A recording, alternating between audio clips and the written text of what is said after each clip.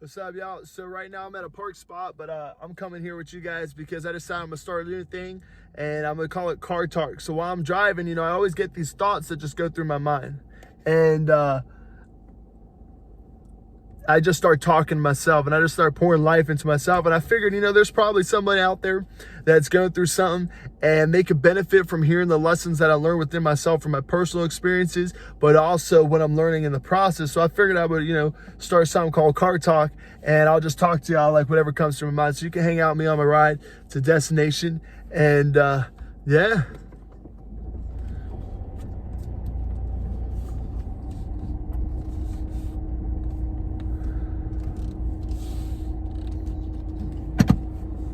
So right now it is the evening time, actually, here where I'm at. So I may be a little bit dark, sometimes I may get some light to me, but yeah. So I want to share with you guys something, that like I find a lot of gratitude in my life for at this moment, because I'm in a position in my life where I'm really happy with who I am. I'm really happy with where I'm at, what I'm doing, who's in my life, and I feel really grateful and really blessed, for everything that's in my life.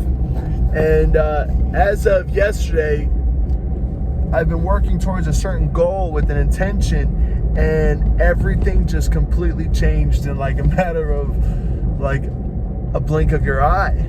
And so I have 2 kids. I'm a dad of 2. One of them is technically my stepdaughter, but I raise her as my own. She's my daughter. She's my oldest. She's 10, and my youngest one is 4 years old.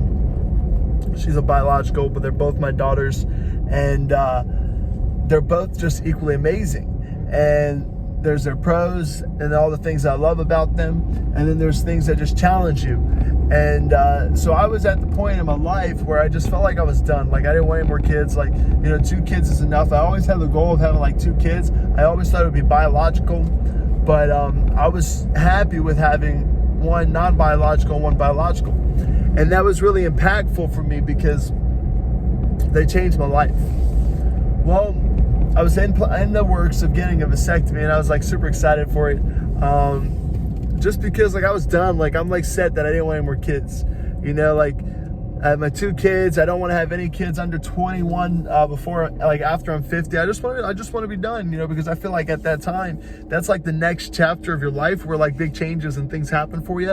And as a married couple, I plan to be with my wife for a long time. And I feel like that's when like our life hits like a new, like relationship goals. It's like crazy, right? So that's my belief. Well, while I was filling out the paperwork to get a vasectomy, I have to do the paperwork online because what's going on in these times, we have the coronavirus COVID-19 pandemic where that's considered elective surgery. So they just now open up the opportunity for doctors to do the operations. But they're practicing social distancing by having us do it all online. So I happened to go to the website and start doing all the paperwork, and there was a tab that said men under 30 read this. So I just opened it up and read it, and it was talking about like making the decision to get a vasectomy. I read it and I was 100% okay with it. Like, I understood it was a permanent decision, and that's it. Like you got to view it as a permanent decision. I was comfortable with that.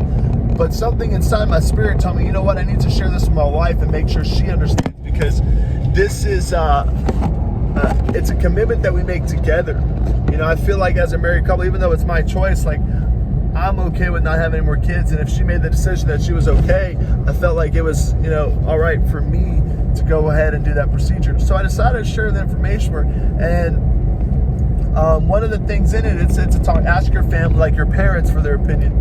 So we're big family people. We didn't grow up a perfect lifestyle at all, but we decided to write a new meaning to what we grew up with, and the cards that were dealt to us, and program it differently on how they affected us, so that way we can have a strong, family connection. So she did. So she wanted to reach out to her parents and got their opinions and everything, and she realized in the process, she was actually always had the dream of having a family with 3 kids. and always had that dream. Like, she just wanted 3 kids on her goal board, her vision board. She's got a family with 3 kids ever since she was young. That was just something she wanted. So she realized that she didn't want me to have the vasectomy, and she wanted to have another child. So this was it hit me hard, because here I'm set that I don't want no more kids. And my wife comes to me and decides, as I'm doing the paperwork for surgery, my wife comes to me to tell me that she actually wants another kid. And I was like, all right. So, I have to, just embrace what she desires and connect with her and, fulfill it. Like, obviously she's understands what comes with that. And she's open to, do what she needs to do for all of that. And, I'm like, all right, cool. So we'll do it. We'll have another child. So everything changed. But I want to share with you, what was really hard about this, because I had to learn to really actually trust myself, and it really connected me, to what it is to understand who you are and the process you're going through. You must trust yourself as you're evolving, because we're not here to remain the same. We're creatures who are always evolving. And as we're bettering ourselves through our mind, body, and soul, taking care of who we are, what we do, who we surround ourselves with, you start to really know who you are and what you're capable of, and you must honor that, and you must trust yourself in the process. Well, I don't know if you know, a lot of you probably have no idea, because you don't know me, but when my wife and I had our first biological child, we were homeless. All right, we were living in our car. This was 4 years ago. She wound up getting pregnant, and in her first trimester, she spent it homeless, living in a car. The second trimester, we spent we got our first apartment together after 90 days. We worked hard on changing ourselves and breaking down the things that we sold ourselves on, these stories that didn't serve us or help us get better. And we broke down all our mental disbelief, and we worked hard on ourselves. And what we did was got into our home, and we got an apartment after 90 days. And in that 90 days of our second trimester, guess what? My wife was sleeping on the floor on blankets. But guess what? We had a roof over our head. And that's something that we went through and we overcame, which was awesome. By 8 months, we actually got a mattress. And that was one of the best things that ever happened to us. But we were just grateful through the whole process.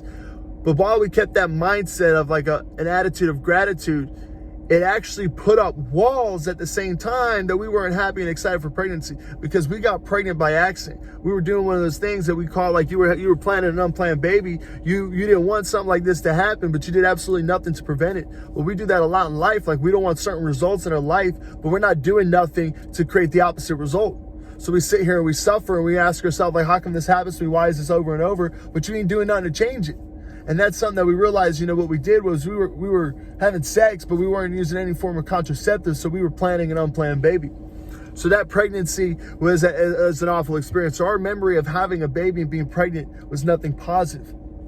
And we had good moments, but it wasn't a great experience. So we weren't connected to any more kids. And that completely turned me off. I was yo, I'm done.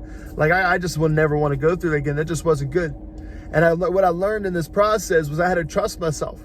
Who I am today, 4 years later, is not that same man that was then 4 years ago.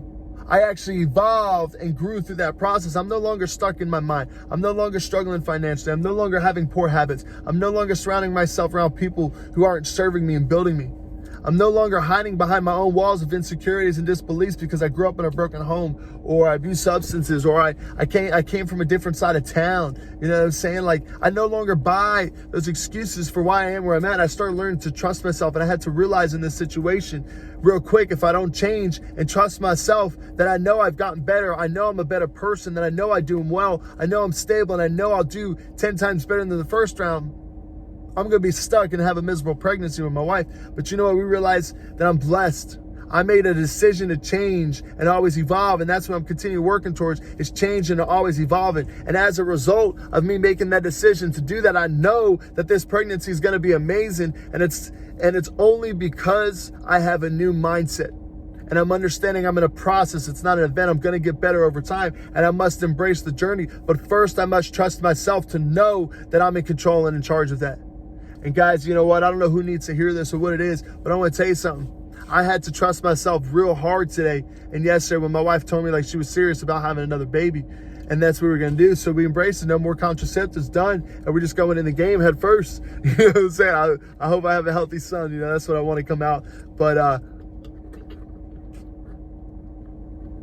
I had to realize I had to trust myself to know that I'm a better person now and in a better place.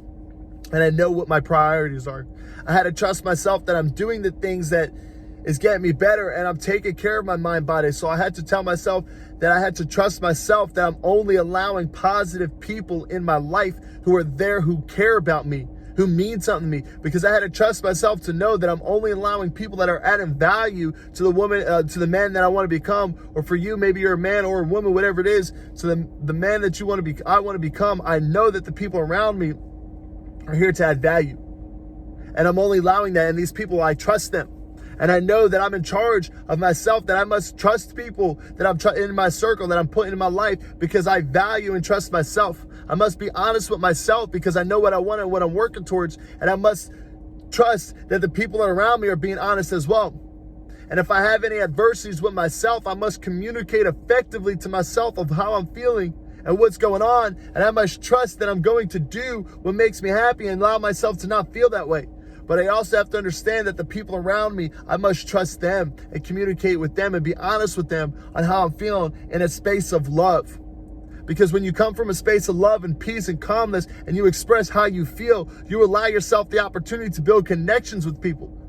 But that doesn't happen unless you start trusting yourself. It doesn't matter what happened to you. It doesn't matter if you grew up in a broken home. It doesn't matter if you were abused. It doesn't matter if you were addicted to drugs. It doesn't matter if you were a victim of sex trafficking. It doesn't matter if you have parents who weren't present. Like, nothing matters. Your past doesn't determine your future. What matters is who you are right now and what you want to create for yourself for tomorrow. And you know what? Like, it hit me so hard. Like, all these lessons I've been learning in my life, you know, over the last 2 years, and focusing on connections and purpose and, you know, who I can become for myself that allows me to be better for other people by how can I trust myself more? How can I love myself more?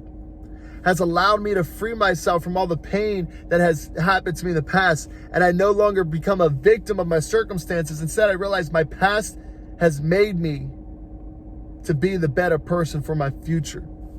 You know, so that's what was on my mind while I was driving, and I want to share that with you guys. So that's, you know, first edition car talk. You know, just really understand that you must trust yourself and love yourself, and you must trust that you know you're taking care of who you are and what you want, and people around you, you'll be able to trust and have more honesty with them and communication with them that will help you be better. And that's what I got for y'all. Hey, much love. Look forward to chatting with you guys in my next ride. Peace.